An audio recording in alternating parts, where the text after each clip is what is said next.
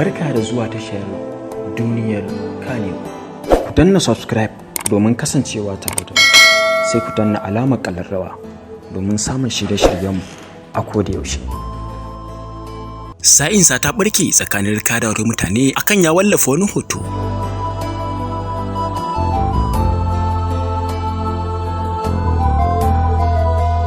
Jarumin masana'antar Kannywood Rikadawa ya janyo cece-kuce akan wasu hotuna da ya wallafa a shafinsa na Instagram, wanda wani sabon shiri ne da ake ɗauka a kudancin Najeriya mai suna Mustapha Series. Wannan shiri dai yana da jaruman Kannywood uku, Usi Usman, Maryam Boot, sai shi Rikadawan. Bari mu nuna muku irin sa'insar da aka yi akan wannan hotunan da ya wallafa.